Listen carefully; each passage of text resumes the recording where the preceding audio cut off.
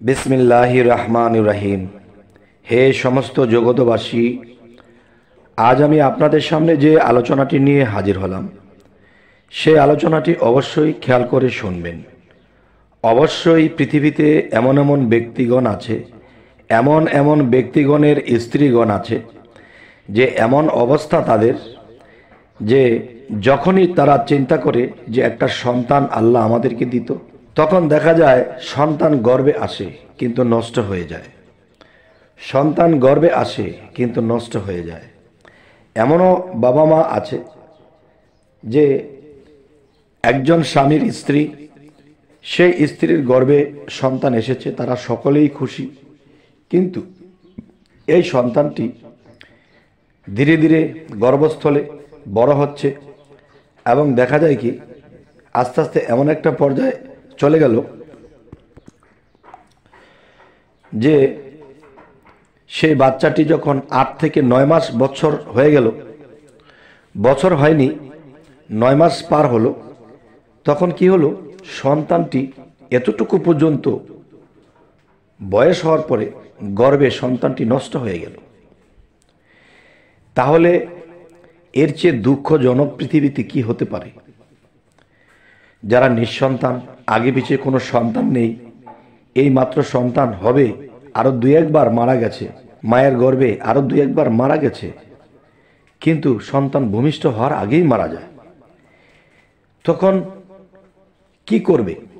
এটা ডাক্তারি চিকিৎসায় তারা চেক আপ দেয়, বিভিন্ন যত্নাদি করে, বিভিন্ন ভিটামিন, বিভিন্ন কিছু করে, তারপরও দেখা যায় বাচ্চাটি মারা যায়। এই যে বিষয়টি খুবই দুঃখজনক।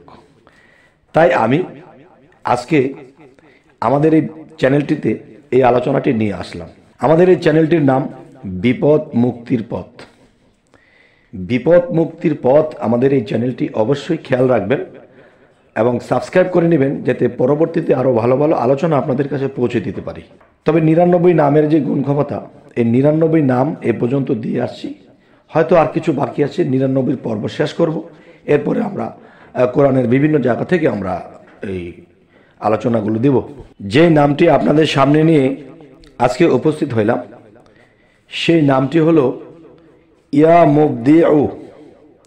ইয়া মুবদিউ, এই নামটি কিভাবে জিকির করবেন, কোন নিয়মে পালন করবেন, কিভাবে আপনার নিজের সেই তল পেটের মধ্যে কিভাবে আপনারা এখানে প্রয়োগ করবেন, সেই নিয়মগুলা আমি বলে দেব। কিন্তু দেখুন যে এই বিষয়টি আমাকে কেউ কেউ কমেন্টে বলেছেন যে অনেক সাধনার পরে, অনেক ত্যাগ তিতিক্ষার পরে, অনেক চিকিৎসার পরে, অনেক আশার পরে একটা সন্তান ভূমিষ্ঠ হওয়ার আগে গর্ভে মারা যায়। তবে ইনশাল্লাহ আর মারা যাবে না, আর মারা যাবে না ইনশাল্লাহ। তো প্রথমত আল্লাহর 99 নামের মধ্যে একটি নাম কি? ইয়া মুবদিউ। ইয়া মুবদিউ, এই নামটির দিকে আপনাদের অবশ্যই বিশ্বাস রাখতে হবে। আল্লাহ কিন্তু কোরআনে একটি বারবার কথা একটি বলেছেন যে ঈমান ঈমান, তার মানে আল্লাহর প্রতি পূর্ণ বিশ্বাস ও ঈমান, ভক্তি, বিশ্বাস থাকলে আল্লাহ সহজে আল্লাহর এই 99 নামের গুণে আপনাকে উদ্ধার করে দেবে, আপনার আশা পূরণ করে দেবে ইনশাআল্লাহ। এখন কথাটি হলো যে কোনো স্ত্রী লোকের বারবার গর্ভ নষ্ট হইয়া গেলে ওই স্ত্রী লোকের পেটের উপর শাহাদাত আঙ্গুলি রাখিয়া 90 বার এই নাম পাঠ করিবে। আমি কথাগুলো আবারও বলছি ইনশাআল্লাহ, সেই কথাটি আবারও একটু খেয়াল করে শুনবেন। কোনো স্ত্রী লোকের বারবার গর্ভ সন্তান নষ্ট হয়ে গেলে ওই স্ত্রী লোকটি পেটের উপর শাহাদাত আঙ্গুলি দ্বারা ঠেকাবে এবং শাহাদাত আঙ্গুলি সেখানে রাখিয়া 90 বার এই নাম পাঠ করিবে। আল্লাহর ইচ্ছায় ইহার পরে ওই স্ত্রী লোকটির আর গর্ভের সন্তান নষ্ট হইবে না, আর ভয় থাকিবে না।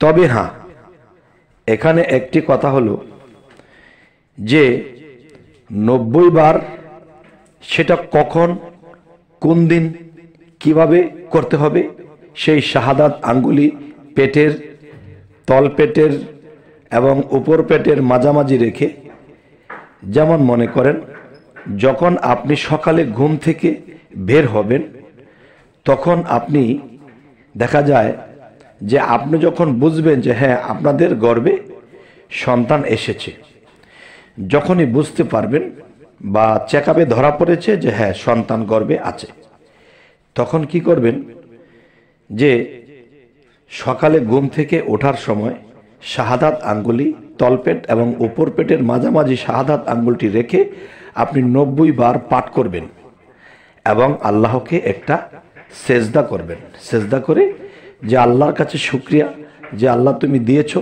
তুমি হেফাজতের মালিক, তোমার এই নামের গুণে তুমি আমার এই সন্তানকে হেফাজত করো, যেন ভূমিষ্ঠ হওয়া পর্যন্ত সে আমার গর্ভে সুস্থ থাকে এবং পৃথিবীতে এসেও যেন সে সুস্থ থাকে।